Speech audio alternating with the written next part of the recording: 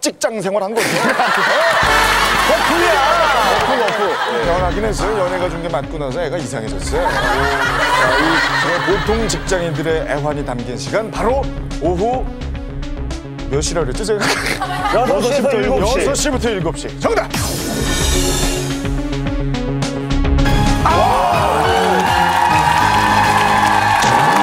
한석준 씨. 난 뭐야? 한석준 씨 KBS에서 좀 쉽게 일하셨나 봐요.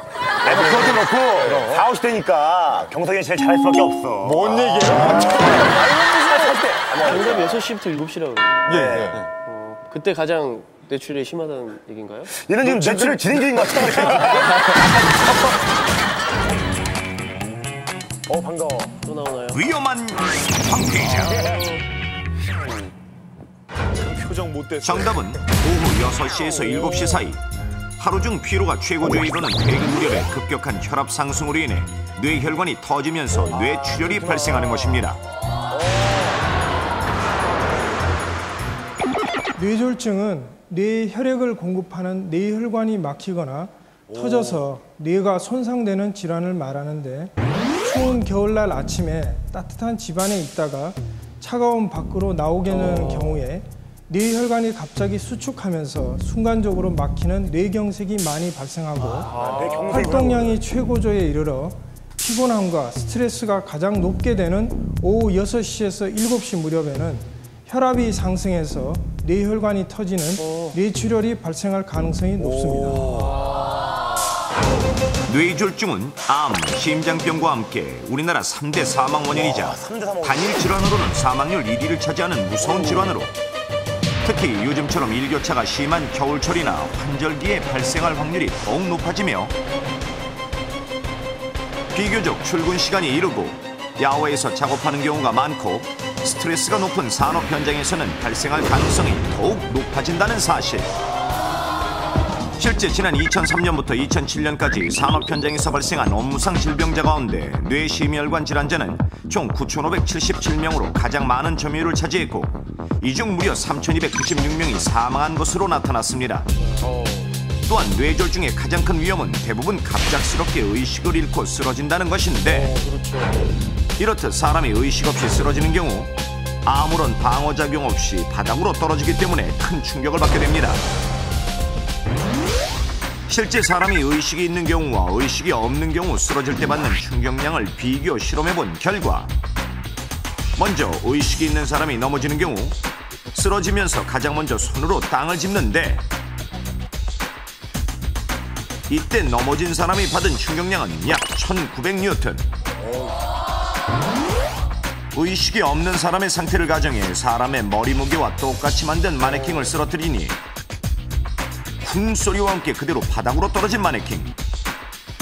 이때 머리에 가해진 충격량은 무려 6000뉴턴.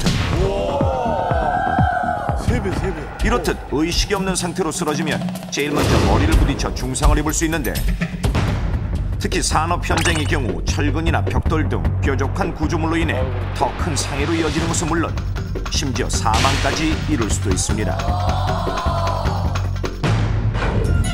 뿐만 아니라 산업 현장에서 뇌졸중의 위험을 높이는 습관이 있으니 바로 매일 반주로 한두 잔씩 마시는 술. 실제 위기탈출 넘버원에서 20대와 50대 실험맨 2명에게 2잔의 소주를 마시게 한 후 혈압 변화를 측정해보니 20대 실험맨의 경우 술을 마시기 전보다 12만큼 상승, 50대 실험맨은 20대보다 약 2배 정도 높은 20 상승. 이처럼 소주 2잔에도 혈압이 상승하는 것은 물론 나이가 들수록 신체 기능이 떨어져 알코올의 영향을 더 크게 받는다는 것을 알 수 있습니다. 따라서 뇌졸중을 비롯한 뇌혈관 질환의 경우 예방하는 것만이 최선인데, 자, 지금부터 그 예방법을 알려드리겠습니다. 첫 번째, 아침에 일어나면 기지개나 가벼운 스트레칭으로 밤새 수축된 근육을 풀어 혈액순환이 원활하도록 합니다. 두 번째, 갑작스런 주위에 체온이 떨어지지 않도록 외출 시 목도리와 장갑을 착용하며, 세 번째, 금연은 물론 작업 중에 술을 마시는 것은 절대 금하고 작업이 끝난 후에 마시더라도 한 번에 소주 2잔, 맥주 2잔을 넘지 않도록 합니다. 네 번째, 뇌졸중과 혈압은 매우 밀접한 관련이 있으니 평소 혈압이 높아지지 않도록 관리하며 달리기 등 꾸준한 유산소 운동을 하는 것이 좋습니다. 운동. 중요하죠. 만약 주변에 뇌졸중으로 쓰러진 사람을 발견하면 제일 먼저 119에 연락을 하고 입안의 이물질이 환자의 기도를 막지 않도록 제거하고 마비되지 않은 쪽을 아래로 향하게 비스듬히 눕힙니다. 이때 환자의 의식을 깨우려고 뺨을 때린다거나 흔드는 행동은 통증을 자극해 혈압을 높일 수 있으니 절대 하지 않도록 합니다.